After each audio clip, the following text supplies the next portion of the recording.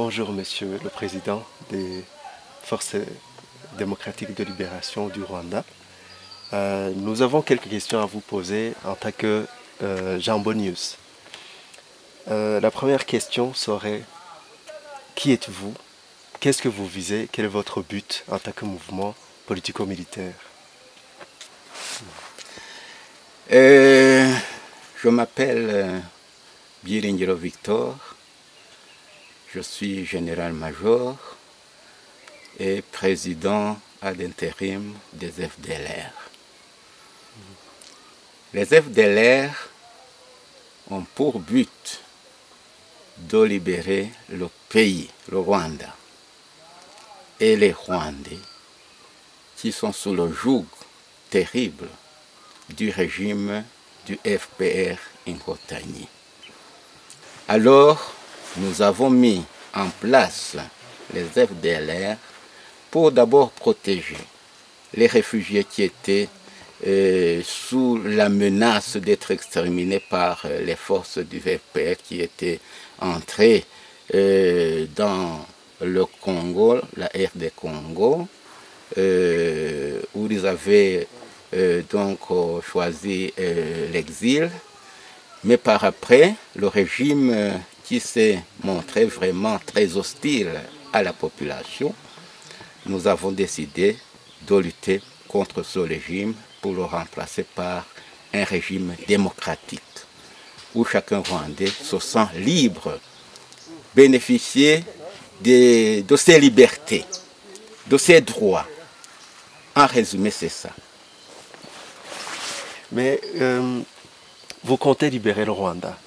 Mais aujourd'hui, le régime de Kigali vous accuse d'être des ex-génocidaires et d'autres rapports parlent des exactions commises par les FDLR ici au Congo contre les populations congolaises. Que répondez-vous à ces accusations? Nous ne sommes pas des génocidaires. Si nous étions des génocidaires, je crois que la justice seule est là pour justement s'occuper du problème et assurer la justice. D'ailleurs, en 2005, lorsque nous étions à Rome, nous avons fait une déclaration. Et dans la déclaration, nous disions que nous allons collaborer avec la justice internationale pour que, s'il y a des criminels, que ces criminels puissent être jugés. Nous sommes toujours disposés à faire ça. Et puis, ces allégations qui sont gratuites, je dirais, il faut qu'on s'adresse à la justice et pas aux médias, n'est-ce pas, pour dire celui-là est génocidaire, celui-là est génocidaire. C'est la diabolisation que le régime du FPR a entrepris jusqu'à présent et que nous n'acceptons pas. Que chacun laisse la justice faire son travail. Okay. Et puis, on nous accuse aussi qu'ici, en RD, où nous avons l'exil, que nous commettons des exactions, des meurtres, etc. Tout ça, c'est faux. Au contraire, c'est ce régime qui envoie des escadrons de la mort pour venir tuer les Congolais et nous faire endosser ces forfaits. Ce régime... Vous auriez un exemple concret? Oui. Je citerai certains groupes armés donc manipulés par le FPR, disons le NDC de Sheka, le Raya Mutomboki. Tout ça, ce sont des groupes qui viennent commettre des forfaits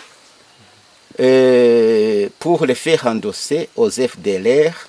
Les meurtres, il y en a eu. Ils tuent les Congolais, mais ils tuent aussi des réfugiés rwandais. Nous avons enregistré vraiment beaucoup de photos que nous avons envoyées à travers le monde pour montrer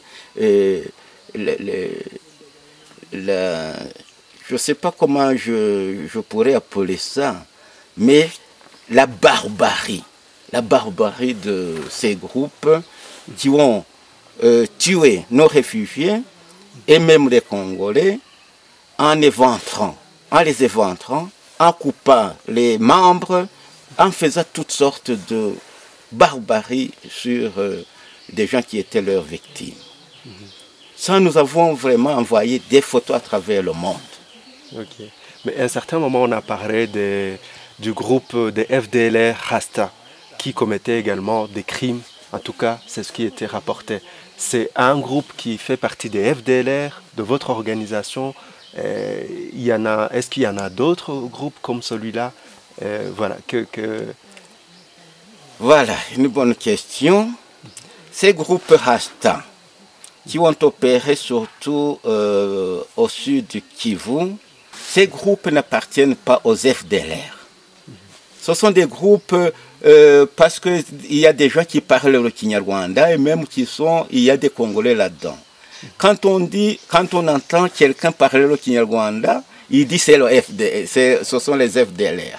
Alors que justement le FPR envoie des Rwandais qui parlent le Kinyarwanda, le FPR manipule ces groupes pour justement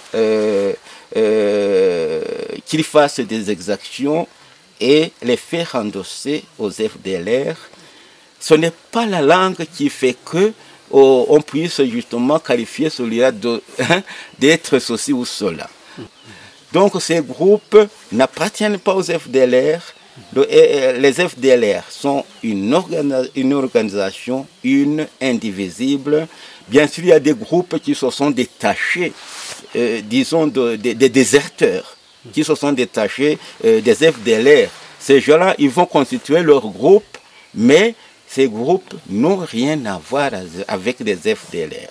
C'est toujours cette diabolisation que l'ennemi continue à entretenir à travers le monde pour inciter la communauté internationale à nous haïr et à, disons, initier des opérations contre nous.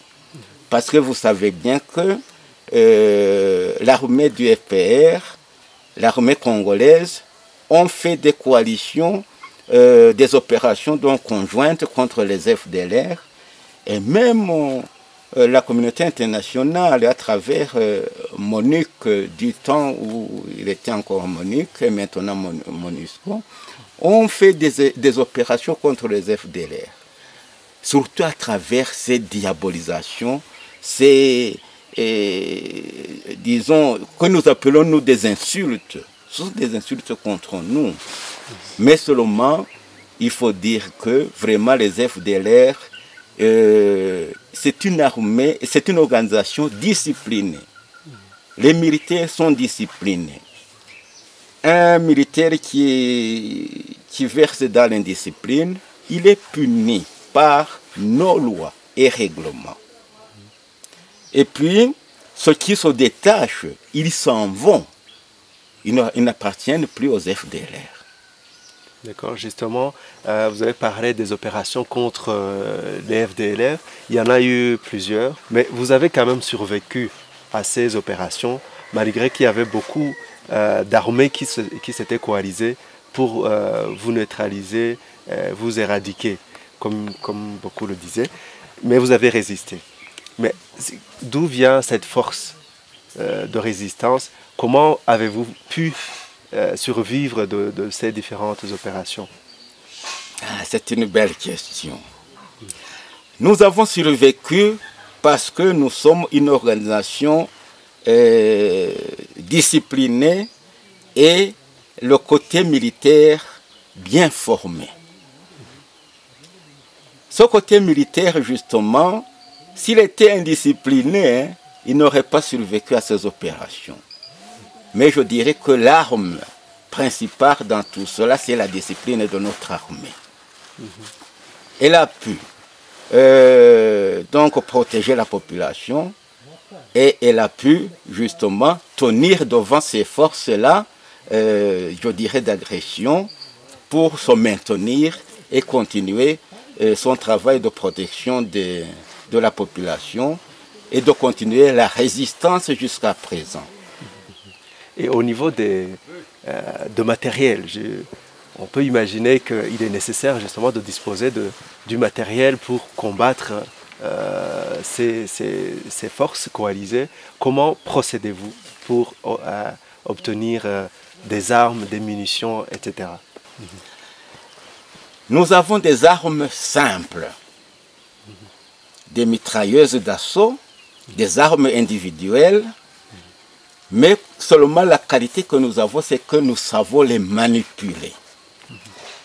Justement, en faisant ces opérations, quand on nous attaque, nous résistons, mais aussi les dégâts que nous faisons à travers l'ennemi, nous récupérons beaucoup de matériel, et des armes, et des munitions. Donc pratiquement tout notre arsenal est récupéré chez l'ennemi. Tous ces groupes-là, manipulés par le FPR, eh bien, quand ils nous attaquent, nous récupérons aussi des armes. Voilà, c'est comme ça que nous nous dotons d'un armement simple, mais que nous savons vraiment manipuler à la façon de nous défendre et défendre la population. Partant de cette force que vous avez, cette force militaire, est-ce qu'il y a eu des cas où les populations congolaises ont pu profiter de votre protection? Est-ce que, si oui, est-ce qu'il y a des cas concrets? Par exemple, si vous voyez ici où nous sommes, hein, il y a la population congolaise avec laquelle nous cohabitons. Cette population aussi a été mal à point par ces groupes armés et même par l'armée rwandaise.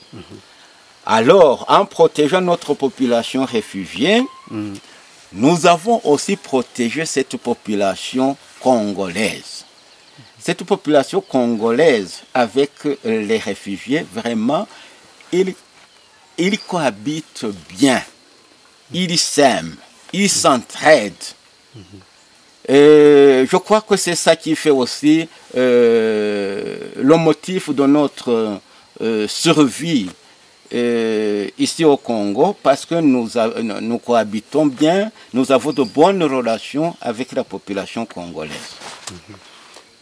Et quelle est votre cohabitation avec l'armée congolaise, par exemple, qui certainement souvent a des questions qui peuvent la mettre mal à l'aise, à savoir une force militaire contre laquelle ils ont essayé de se battre et qui reste dans leur territoire. Et comment est-ce que vous cohabitez? On sait très bien que quand le régime du FPR que vous combattez attaque le Congo, l'armée congolaise a également la tâche de se défendre contre ce même régime. On peut dire que vous avez un ennemi commun, mais malgré tout, il y a eu quand même des opérations de l'armée congolaise contre les FDLR. Comment est-ce qu'aujourd'hui vous cohabitez? Bon, de toute façon, disons, lorsque le Congo a été attaqué par les rebelles qui voulaient conquérir ce pays, le musée, comme on l'appelle, Laurent Désiré Kabila, a fait appel aux forces armées rwandaises qui étaient donc en exil, ici et là, pour venir l'aider. C'est comme ça que, en fait, nos forces dispersées se sont regroupées pour aider le Congo. Mais après, justement, ce sont ces forces qui sont devenues donc FDLR pour protéger la population qui était sous la menace donc d'extermination par notre ennemi, hein, le Rwanda surtout. Mais à l'état actuel des choses, hein, disons la cohabitation avec l'armée congolaise, c'est-à-dire nous vivons dans les forêts. Les rebelles vivent dans les forêts. Alors que l'armée congolaise, donc je ne dirais pas qu'elle vit dans des villes, mais c'est dans des villages, dans oui, dans des villes là où il y en a. Donc, ça veut dire que nous occupons nos positions dans les forêts et l'armée congolaise dans ses emplacements. Il n'y a pas de relation vraiment entre notre armée ou les FDLR avec l'armée congolaise. Parce que s'il en était ainsi,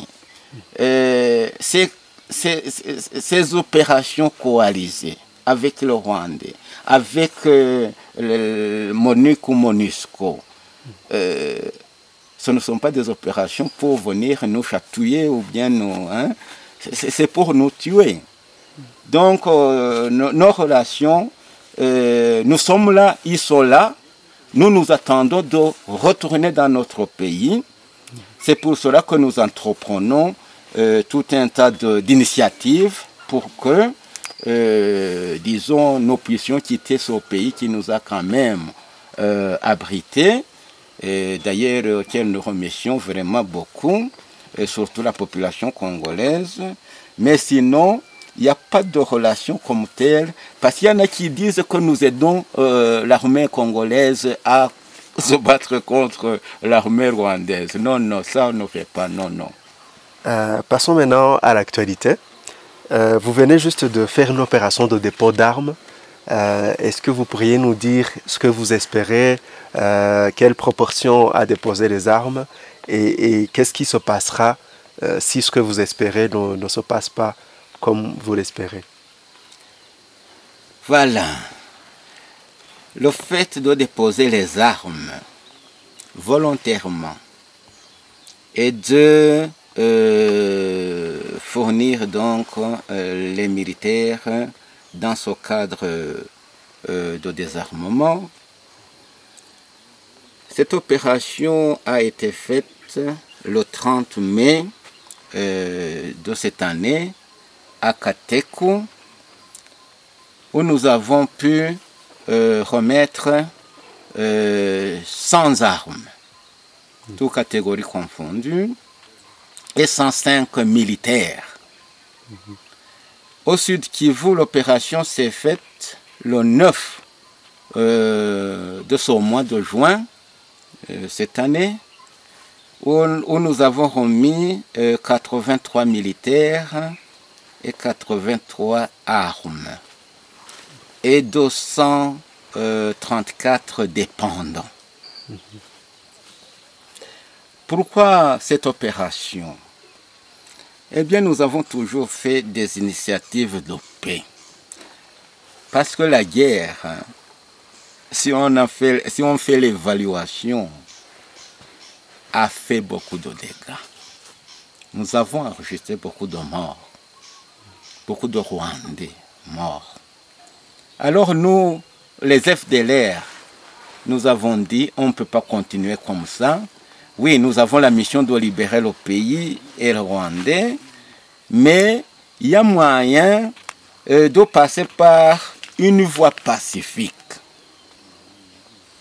celle de s'asseoir ensemble avec le régime de Kigali et négocier la paix, la gestion de ce pays. C'est dans ce cadre que nous avons décidé justement de faire un désarmement volontaire et de remettre les militaires pour que, fin des fins, nous puissions décrocher le dialogue inter-rwandais hautement inclusif, donc qui inclut toute l'opposition, pour que on puisse justement trancher, résoudre le problème des Rwandais d'une façon pacifique, sans devoir encore verser du sang. La communauté internationale nous comprend et nous soutient. C'est pour cela que nous disons que ce processus, que nous voulons vraiment qu'il évolue bien et qu'il puisse aboutir à un bon résultat. La communauté internationale, nous lui demandons de nous aider à faire fraîchir Kigali, qui ne veut pas de ce dialogue, pour que nous puissions s'asseoir ensemble et résoudre nos problèmes pacifiquement. Je crois que, en bref, c'est ça que je peux dire. Mais ce n'est pas à votre première tentative. En 2005, vous l'avez fait lors de la rencontre de Rome. Mais aussi, je pense, vous avez déjà déposé les armes avec un résultat qui fut catastrophique lors de l'attaque du camp Kamina, où justement étaient stationnés vos militaires qui avaient déposé les armes. Qu'est-ce qui vous dit qu'aujourd'hui, ça sera différent? Qu'est-ce qui se passerait si, d'abord, la communauté internationale, comme vous le dites, et le Rwanda ne parviennent pas à vous donner ce que vous voulez, donc des négociations, l'ouverture d'un dialogue inter-rwandais? Qu'est-ce qui se passerait ensuite si les militaires que vous avez désarmés, que vous avez mis à la disposition de l'ONU sont attaqués comme ils l'ont été au camp Kamina alors qu'ils sont désarmés? Voilà, moi je suis optimiste et les FDLR sont optimistes en la matière. En 2001, lorsque justement nous avons déposé les armes à Kamina, on a été déçus parce qu'on a été trahis, surtout par l'accord de Pretoria, je crois que c'est l'accord du 30 juillet 2002. Alors, on nous a attaqués. En 2005, nous étions à Rome. Là, nous avons opté pour le combat politique en laissant de côté le combat militaire, pour des raisons que j'ai évoquées tout à l'heure. On a été déçus parce que la communauté internationale ne nous a pas accompagnés dans ce processus. Pourquoi la communauté internationale ne nous a pas accompagnés? Je crois que, sans me tromper, en ces périodes, le régime de Kigali était encore l'enfant chouchouté, l'enfant gâté de la communauté internationale. Mais pourquoi je suis optimiste maintenant? C'est parce que les affaires ont changé. Ce régime de Kigali maintenant n'est plus vraiment l'enfant gâté de la communauté internationale. Parce que la communauté internationale est en train justement de découvrir je dirais la nuisance, même la méchanceté de ce régime vis-à-vis de son peuple et même vis-à-vis de ce pays, la RD Congo, qui s'amuse d'attaquer la population, venir piller, etc., en se faisant, disons, prétexte qu'il vient attaquer les FDLR qui constituent une menace pour lui. Mais maintenant, imaginez-vous, le M23 qui vient d'être défait par les forces congolaises et les forces onusiennes. Ce M23, c'est en fait des Rwandais qui avaient attaqué ce Congo, qui a toujours des ambitions de conquérir ce Congo ou une partie de ce Congo. Alors, je crois que les choses sont en train de changer. On est en train de remarquer vraiment donc cette nuisance de ce régime du FPR et que maintenant le fait d'être gâté comme avant, ce n'est plus le cas et la communauté internationale nous soutient maintenant dans ce processus et cette communauté internationale va vraiment nous aider à décrocher le dialogue inter-rwandais parce que Kagame n'est pas plus fort que la communauté internationale. D'ailleurs, dans cette optique aussi, nous sommes en train de, disons, de s'unir comme force d'opposition à travers le CPC, Coalition des partis politiques pour le changement, donc des choses au Rwanda. parce qu'il n'y a pas de démocratie là-bas, parce que les gens sont vraiment sous la menace du régime. Il faut que ces gens-là soient secourus. Dans tout ça, la communauté internationale est derrière nous. Et puis, dans ce processus de désarmement, nous nous sommes adressés à la SADC pour que la SADC puisse nous aider dans ce processus. Et la SADC est prête à prendre vraiment les choses en main.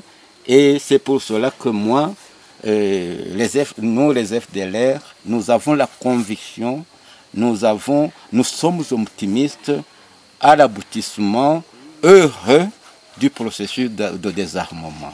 Et si ça ne se passe pas ainsi? Quels sont les moyens d'action que vous avez? Est-ce que vous allez récupérer vos hommes, vos armes? Est-ce que vous allez abandonner les initiatives visant à devenir un parti politique plutôt qu'une organisation politico-militaire? Bon, de toute façon, je crois que c'est trop tôt pour répondre à cette question. Nous gérons la situation et si un cas se produit, nous avons des stratégies, on saura comment s'y prendre. D'accord. Bon, passons maintenant à la question de l'avenir. En 2017, il y aura des élections au Rwanda. Est-ce que ces élections, vous y croyez? Est-ce que c'est une opportunité pour vous, vu que vous commencez à devenir un parti politique sans la branche armée? Est-ce que vous avez l'intention d'y participer? Les élections au Rwanda depuis le régime du FPR, j'ai jamais cru en elles, jamais. Parce que ça a été toujours des élections truquées. Ce sont des élections où le Rwandais n'est pas libre de choisir qui il veut. Comment voulez-vous que j'y croie? Je n'y crois pas.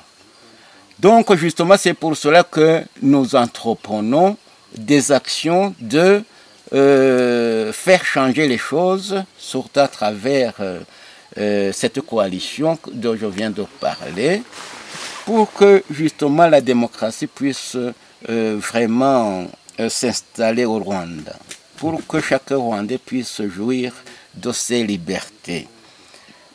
C'est la raison pour laquelle nous demandons à ce que le dialogue inter-rwandais hautement inclusif ait lieu pour que, en s'assoyant ensemble sur une même table, nous puissions résoudre tous nos problèmes, faire changer les choses là où elles doivent changer et en fait instaurer un nouvel ordre politique au Rwanda. À ce moment-là, on pourra justement donc faire des élections démocratiques, libres, et je crois que tout Rwandais, d'ailleurs toute ethnie confondue, se sentira libre. Vous avez beaucoup parlé du dialogue inter-rwandais hautement inclusif. Est-ce que vous pourriez nous dire brièvement comment vous le voyez? Ce mot inter-rwandais et le mot inclusif. Voilà. Le dialogue que nous demandons de faire, c'est un dialogue qui n'exclut personne. Tout intervenant doit venir et donner sa contribution. Tous les partis politiques d'opposition doivent être invités à ce dialogue. Donc c'est cela que nous appelons sans exclusif, hautement inclusif. Okay. C'est ça. Normalement, on ne dirait pas que tous les Rwandais viendraient là, mais du moins ceux qui les représentent. À travers les partis ou des associations ou des sociétés civiles, tout ça.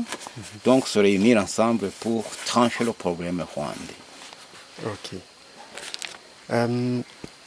Revenons un peu sur la question de la coalition CPC.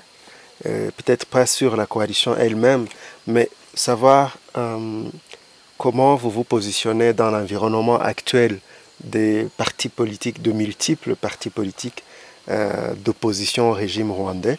On en comptait plus de 30 l'an passé et nous pouvons affirmer qu'aujourd'hui, il y en a beaucoup plus. Comment vous positionnez-vous par rapport à cette multiplication? Oui, je comprends. Oui, d'ailleurs, je ne vois pas pourquoi on doit multiplier des partis politiques. En forgeant beaucoup de partis politiques, c'est cela qui constitue justement la dispersion des forces. Alors pour moi, la CPC, la coalition des partis politiques pour le changement, est bienvenue. Est bienvenue justement parce qu'elle appelle tous les partis politiques d'opposition à s'unir ensemble, à mettre leurs efforts ensemble pour justement être forts pour justement fléchir le régime de Kigali. Mais alors à l'État... Oui, justement, quand vous appelez tout le monde à joindre le CPC, est-ce que vous pensez que ça va être une solution, puisqu'il y a eu d'autres coalitions telles que Urunana, Igihango, mais aussi les forces démocratiques unies, les FDU, qui ont réuni un certain nombre de partis politiques. Pourquoi, par exemple, les FDU qui existent aujourd'hui n'ont pas été une plateforme à laquelle vous auriez pu adhérer ou en tout cas joindre? On peut parler aussi de la plateforme que justement forment les FDU et le RNC. Quoi qu'il en soit, je crois que maintenant, il faut prendre conscience de la réalité. En dispersant nos efforts, le régime que nous combattons en profite. D'où nous avons intérêt à nous coaliser ensemble en tant qu'opposition. Mais il faut que tout le monde prenne conscience qu'en se mettant ensemble, on devient plus fort et on se bat sur un terrain où on est fort, avec beaucoup de chances de gagner. Personnellement, oui, nous les FDLR et le PS Imberakuri, en tant que justement aussi front commun pour la libération du Rwanda, au moins, eh bien, nous avons accepté de participer à la CPC, justement dans ce cadre de réunir nos efforts. Moi, ce que je dois entreprendre aussi avec les autres, c'est d'essayer d'appeler ces autres partis politiques d'opposition de joindre cette coalition en mettant devant les intérêts supérieurs des gens que nous voulons défendre, c'est-à-dire la population. Et je crois qu'on comprendra. On n'a pas construit pareil en un jour. La CPC va évoluer et peut-être d'ici quelques temps, que je ne saurais pas estimer, on aura certainement un résultat. Ok. Maintenant, nous passons progressivement à la fin de cette interview. Qu'est-ce que vous pourriez demander d'abord aux Rwandais, ensuite en particulier peut-être aux jeunes Rwandais qui s'intéressent progressivement à la politique, et puis troisièmement à la communauté internationale? C'est ça. Aux Rwandais d'abord. Je demanderai aux Rwandais de patienter. Parce que les forces politiques, je dirais, de secours, sont en train de se former pour qu'on puisse venir à la rescousse des Rwandais qui sont sous le joug, sous la menace de ce régime du FPR Inkotanyi. Toutes ces menaces qui sont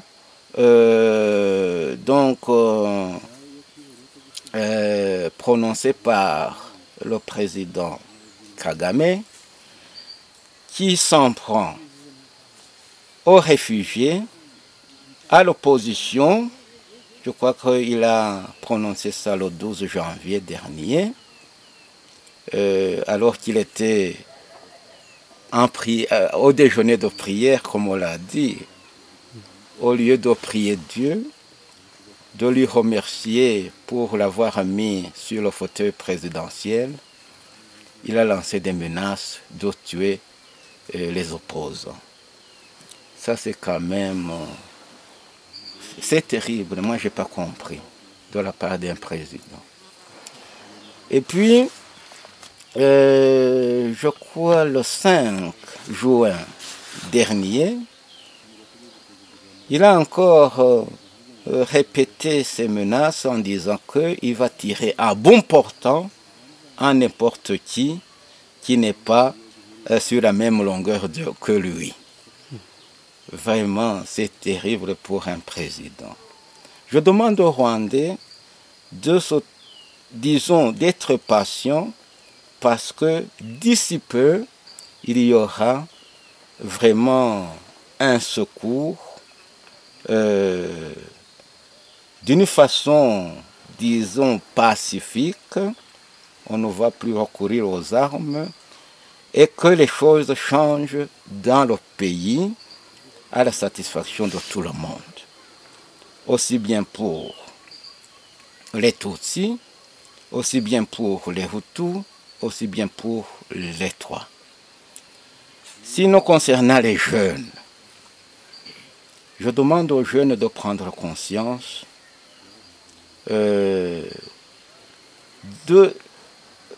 la valeur de se donner corps et âme pour contribuer à la libération du peuple rwandais. Ces jeunes ont encore de la force. Ces jeunes sont aussi menacés par le régime. Ces jeunes doivent se lever comme un seul homme pour intervenir dans la libération de ce pays, au Rwanda, dans la libération des Rwandais. À la communauté internationale, je demande que la communauté internationale puisse justement être derrière, surtout cette coalition des forces politiques, pour l'aider à aboutir à sa mission de changer les choses au Rwanda d'une façon pacifique, pour que la démocratie puisse s'installer, pour que la justice, qui est le pilier de la démocratie, puisse s'installer au Rwanda. Je crois que vraiment, en toute âme et conscience, tout le monde comprendra ce qu'il doit faire pour ce pays, pour ces Rwandais.